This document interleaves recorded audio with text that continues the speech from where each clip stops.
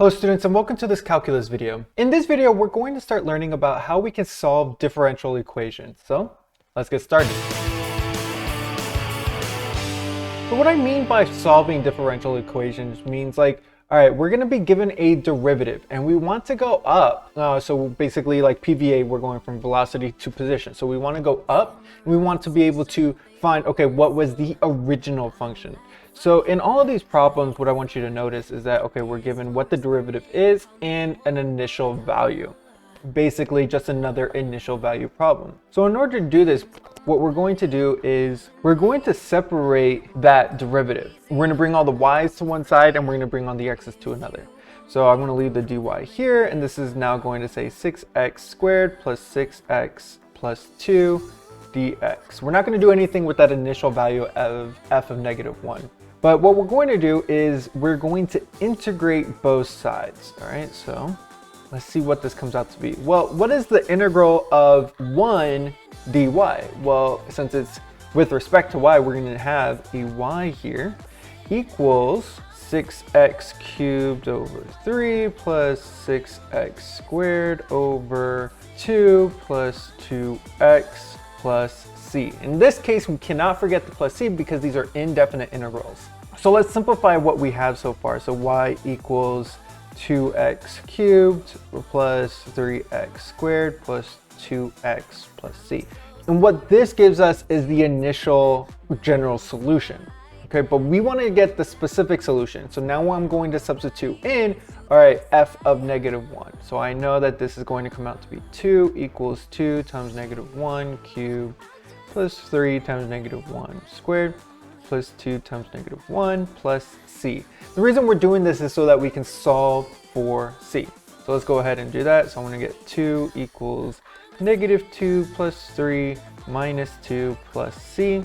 So I'm going to say 2 equals -1 plus c and add 1, so 3 equals c. So now that I know what c is, I can say, okay, what was that original function? So f of x equals 2x cubed plus 3x squared plus 2x, and the c value is going to be plus 3.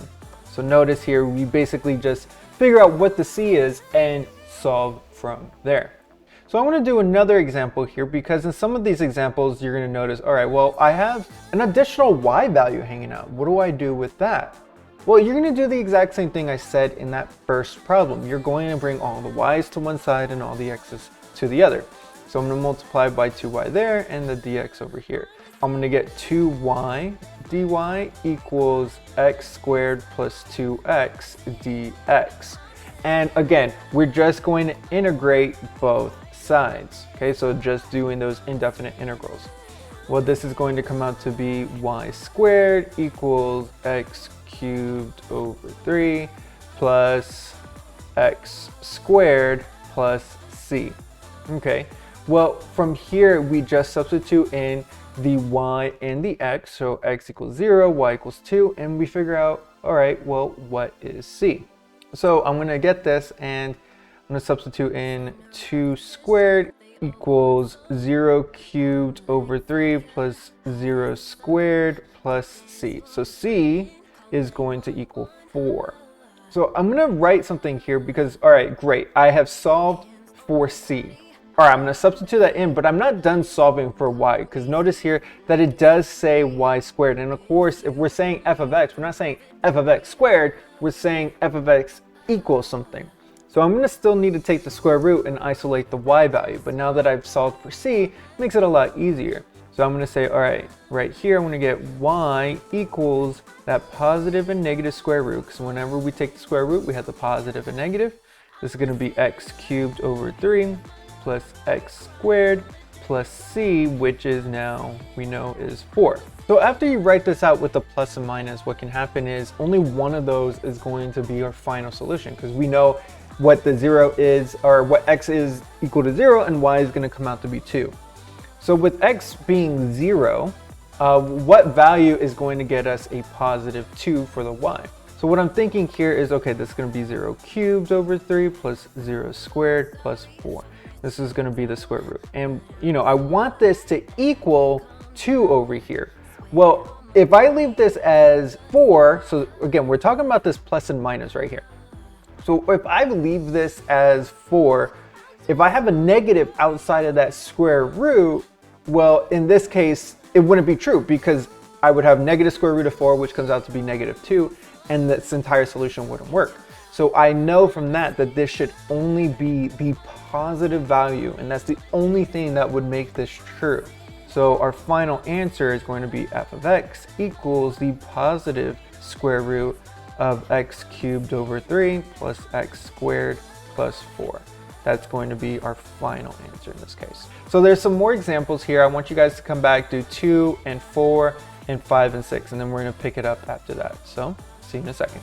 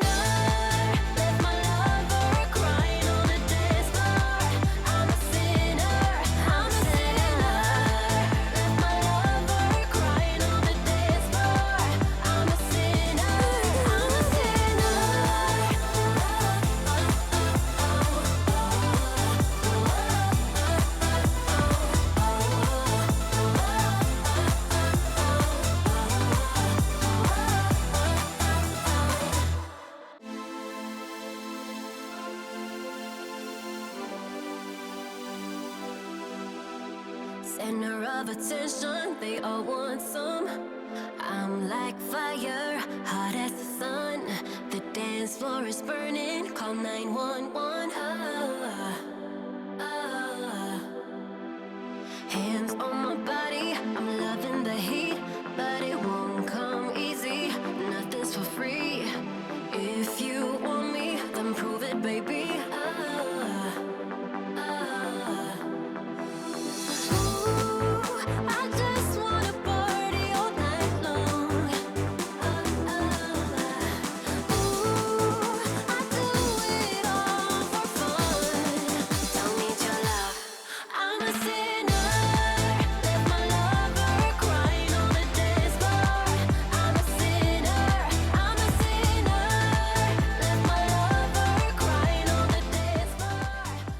Okay, so that's going to be the last answer. So let's kind of look at some of these and talk through some of the reasoning that I had while I was going through these. So in question number 2 is pretty straightforward, very similar to question number 1, still dealing with polynomials. The only thing I had to keep in mind here was that when I was working in this, I kind of simplified it first, 1 over 2 square root of x to a -1/2. And then x to the 3/2 divided by the square root of x, that comes out to just 6x, because 3/2 minus 1/2 is just 2 over 2, which gives me 1, so 6x to the first power. And then I kind of split up the variables and went from there. In question number 4 here, was there anything that kind of like caught me by surprise? No, I could have done the squaring and figured out that the c does come out to be 4 a little bit earlier. But that's not going to be a big of a deal because I just multiply here by 2 by everything, and that's not going to be a big deal when I multiply the other side. So yeah, it says 2 equals c, but maybe you squared and multiplied everything by 2 first and isolated the y first. Then you can get a little bit direct to the answer and figure out that c comes out to be 4 a little bit earlier. But that's not going to be a big deal. And then from there, it was very similar to question 3, where I'm just trying to figure out, okay, which one of these, is it the positive side or the negative square root that actually fits what I'm given here with f of 1 equals -3. So you always have to find the one that fits, which really came into play in these last 2 questions, questions 5 and 6. I really had to slow down, make sure that I was working through my algebra correctly.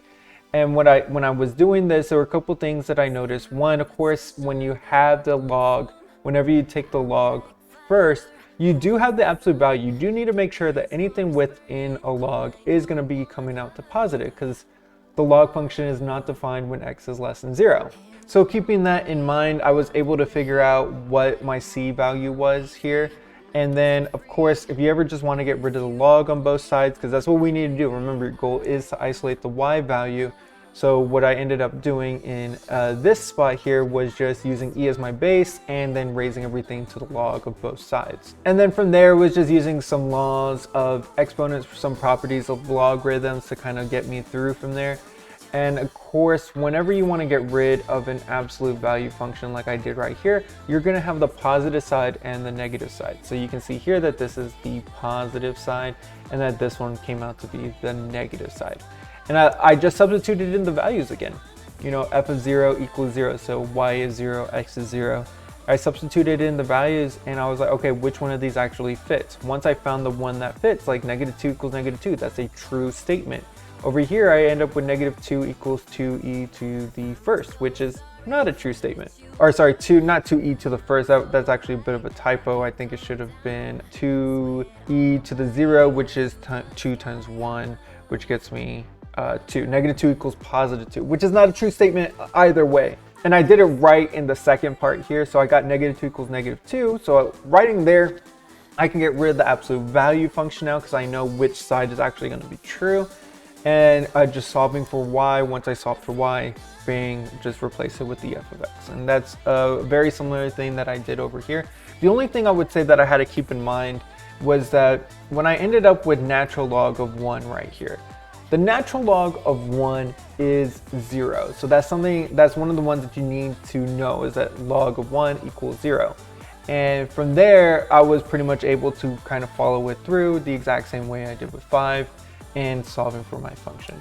So that is actually going to be the conclusion of this video. We're going to have another video where we're looking at some free response questions, so don't worry about that if you're worried about how this might show up in a free response question. And it definitely will show up in a free response question. So we're going to be looking at that in the next video.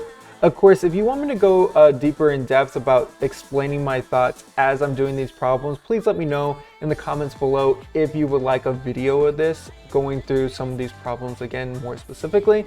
I would love to do that if that's something anybody would want. Again, just let me know in the comments. Of course, if you do need any help, reach out to me. I'm Mr. Hernandez, and this was Mr. Hernandez Teaches.